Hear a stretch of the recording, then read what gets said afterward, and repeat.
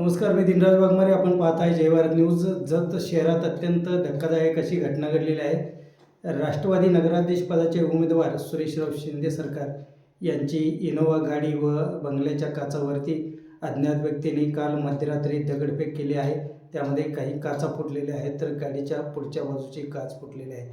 या प्रकरणावरून माजी आमदार विलासराव जगताप यांनी थेट आमदार गोपीचंद पडळकर व भाजपच्या कार्यकर्त्यावरती हल्लाबोल केलेला आहे. जत तालुक्यात दहशतवाद पसरवण्याचं काम सदरची मंडळी करत आहेत व दहशतवादाला हद्दपार करणार असल्याची घोषणा केलेली आहे. सुरेशराव शिंदे सरकार यांनी पत्रकार परिषदेमध्ये विरोधकांना त्यांचा पराभव समोर दिसत असल्यामुळेच त्यांनी अशा प्रकारचं कृत्य केलेलं आहे आणि कोणत्याही कार्यकर्त्यांनी नाउमेद न होता व कोणत्याही दहशतीला भीक न घालता सर्वांनी नेटानं कामाला लागावे असे आवाहन केलेले आहे.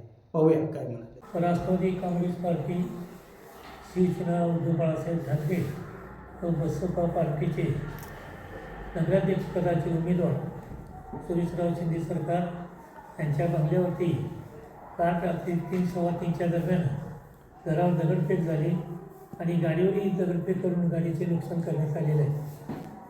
ही घटना करण्यामागचा उद्देश एकच आहे की जत तालुक्यामध्ये सुरेश शिंदे सरकार व आम्ही दहशतवादाबद्दल नेहमी बोलतो आहे.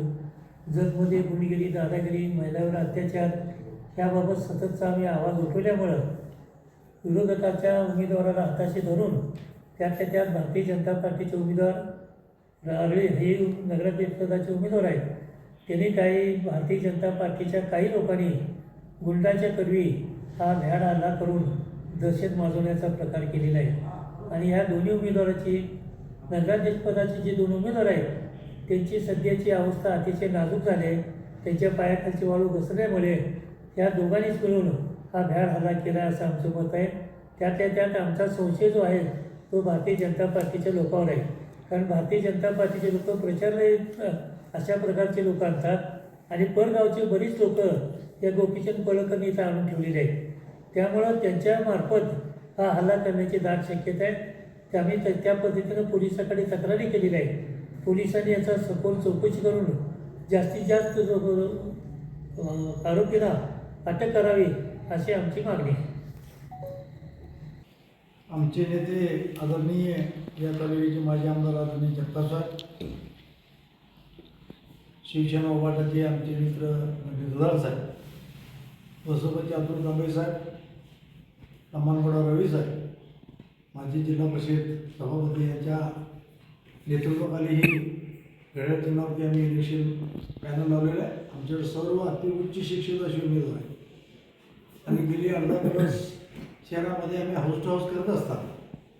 संपूर्ण 11 वार्ड आम्ही हाऊस टू हाऊस केले आणि त्यामुळे लोकांचा फार मोठा उत्स्फूर्त प्रतिसाद आम्हाला मिळत असल्यामुळं विरोधकांचे मग भाजप असेल, काँग्रेस असेल, या पार्टीच्या उमेदवारांची पायाखालची वाळू घसरली आणि त्यांनी रात्री 3:18च्या दरम्यान आमच्या बंगल्यावरती दगडफेक केली. CCTV कॅमेरे आहेत, परंतु आम्ही दिवसभर प्रचार करून गाढ झोपल्यामुळं आम्ही काही ते प्रत्यक्ष पहिल्यावरून तो CCTVमध्ये हे आरोपी कैद झाले आणि असा भ्याड आला करून काचेवरती बंगल्यावरती दगडफेक करणे, आमच्या इनोव्हा गाडीच्या काचेवर दगडफेक करणे आणि पोलीस स्टेशनला लागून 100 मीटरच्या आत आमचा बंगला आहे आणि जर पोलीस स्टेशनच्या बंगल्याला लागून आमच्या बंगल्यावर जर भ्याड हल्ला होत असेल तर ही अतिशय दुर्दैवाची बाब आहे. त्यांच्या पायाखाली वाळू बसवलेली आहे. आज जसं आमचे नेते जगताप साहेबांनी सांगितलं की या भाजपवाल्यांनी या जिल्ह्यातले बाहेरचे गुंड असेल, जे हातबारीचे गुन्हेगार आहेत, ज्यांना हातबार झाले ते राजरोजपणे जर खेळायला लागले. जाहीर सभेला ते स्टेजवरती बसत आहेत आणि पोलिसांच्या पुढं आमचा प्रश्नचिन्ह आहे की अशा गुंडांना जर पोलीस पाठीशी घालत असतील, कुणाच्या जर दबावाखाली काम करत असतील तर ही अतिशय वाईट आहे. हा जो भ्याड हल्ला झाला आहे ते निश्चितपणानं कुठल्या तरी एखाद्या हिजड्याचं काम आहे. त्याच्यात दम असलं तर समोर यावं, आम्ही त्याला त्याच पद्धतीने उत्तर देऊ. पण हिजड्यासारखं यायचं, पाटे दगडफेक करून पळून जायचं, ते अतिशय गंभीर बाब आहे.